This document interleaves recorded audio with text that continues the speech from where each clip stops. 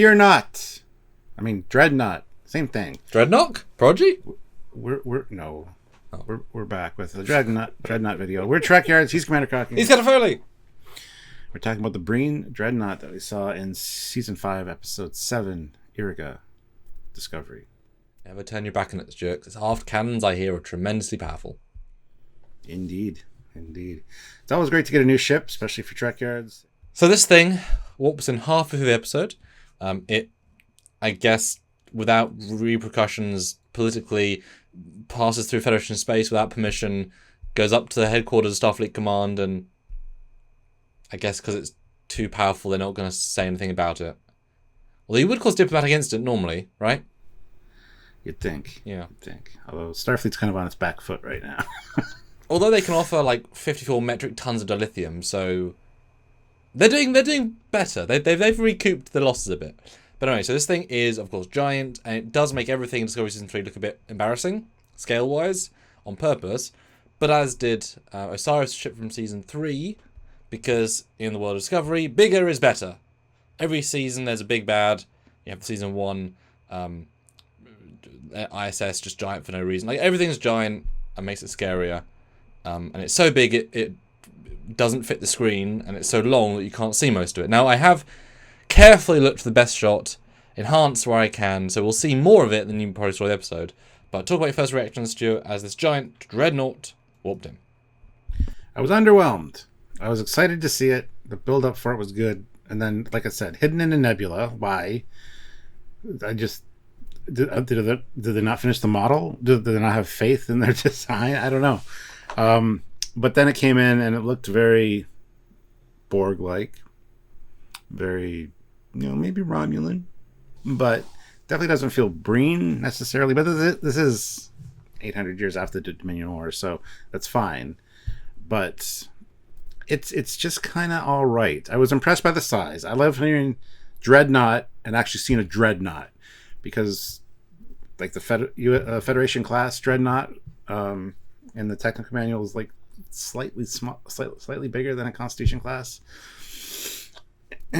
But anyway, yeah, I was kind of impressed, but kind of not at the same time. It's one of those weird episodes where I was just, How about you? Well, there's a ship that reminds me of, which we'll get to later, so I'll save that for comparisons. So I instantly got, it's that ship from that franchise I love, but blacker and greenier. That's all we kind of saw of it, in the sense of, even though it's right there, taking over half the frame, it's very dark, although weirdly not really being lit by the nebula very much. Like there's this giant light source behind it, and it's just, which is also wrapping around. You think the sides have more orange light hitting it. We know in Discovery they don't do particularly nice 3D models for ships. They're great creatures, but their 3D models ships are basic, sort of the lowest common denominator they can get away with, which, in fairness, have only got 3 months to make the space effect. Time is money, but old Trek really pushed the boundaries all the time for every ship, pretty much, even if, and if now they're dated, but at the time, every ship often was like, oh, well, that's way better than it needs to be. Because they tried, right? So this, I don't know how good it is, because it's just dark, which tells me they didn't put as much work in as they could have, or they didn't need to because the shot was dark. But it's intimidating. Breen is green. I was really hoping though, for when I thought Dreadnought, a riff off the one from DS9, having the asymmetrical with thin and like that. I was thinking was gonna be a really cool. This is not remotely that, like. Not anything similar from this view, anyway. I expected to have a little bit of a support fleet with it, like some smaller ships, because you're not going to send in one ship, because if they exploit a weakness, your one ship is down. It is that one giant ship, though. When you've got 480 torpedo launchers raring, I can see why overconfidence could be part of your vibe, right? Yes, 100%. But still, there's something to be said for strategic advantage. Having one or two other ships with you, at least, maybe 4. But Stuart, they then have to design and build more ships. That's true. Ain't doing that. Yeah. But I like it in general, but it is very familiar. It's not very Breen. Yeah, I wouldn't say it's Borg, although I get the green. I think it's too characterful to be Borg. But that's the first video. Let's see what I found. So the next view is actually a really cool side view. You get a lot more definition. It's actually far more different.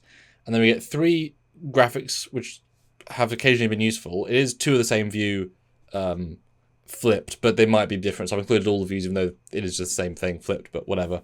But that's the shape. I would prefer that the back of the ship is in fact the front of the ship, but hey. Because the front is obviously that part with the cutout and the rounded bits, as you can see. I think it looks way cooler the other way, but not necessarily anything bad against it. It does feel very Romulan from this design, though, from the side. It gives the Derridex vibes a little bit. At least that top view. But, well, I assume they're all side views, but... Yeah, that's what I mean, the top side view. Oh, I see what you mean.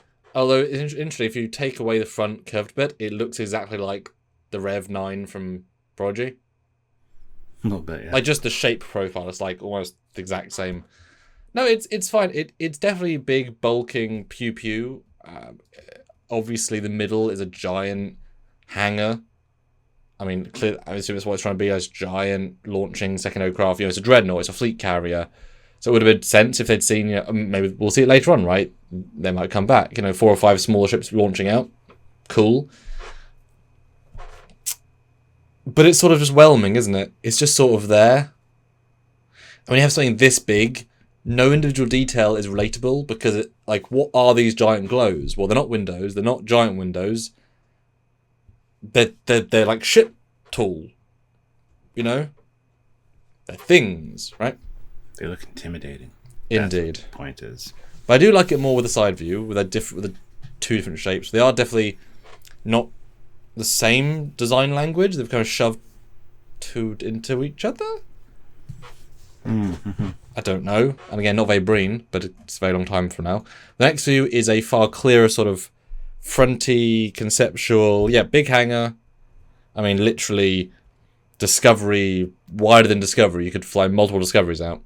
And to their credit, they made the hangar look like the hangar we've already seen in the flashbacks with the Mullen Lock, with the lights and stuff up top. So, even though it wasn't the ship, obviously, it was like a station, but I like that similar vibe.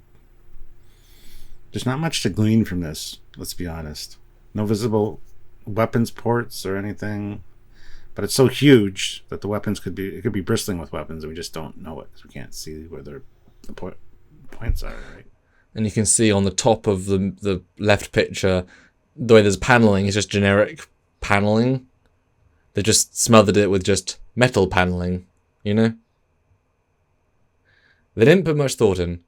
No. And also, you can even see, it's subtle, but you kind of feel the mirroring. If you look at the front, the glows, either side, top and bottom, you can see they just built it. Because normally you don't have things so close that when you mirror them, they look like they're touching. Because that's not, tends to be how you do it. But you can see that these little glows that are, there's a line. You can see exactly that they mirrored it. They built a quarter, they mirrored it, done. You can absolutely feel that in this model, which is not a good thing to feel. Look at the size difference between it and Starfleet headquarters. Damn. Yep. Imagine if Starfleet had the resources of the Breen, they could fit 10 times, 100, 1,000 times the amount of personnel. Because seriously. I do like the reference in the episode, though, to... Remember the last time Breen visited? Took out a whole city, and... we were Starfleet was flat-footed then. We're going to be ready for them. It's like, really? A Dreadnought's coming. It's this size compared to your headquarters. How are you going to be ready for them? I've recalled a few ships. It's like, okay. More than 2 would have been nice. Or 3 or 4 that came in. But anyway, yeah. Yeah, it's... Although I'm pretty sure they didn't say San Francisco in the Dominion War, because it would be kind of weird to say we haven't dealt with them for 800 years. That's stupid. So I'm glad they made it a bleak. It could be that, could not. Yeah, it's fine. But yeah, we gleaned a couple more things. Next shot, though, is what I saw when it jumped in. Oh, jeez.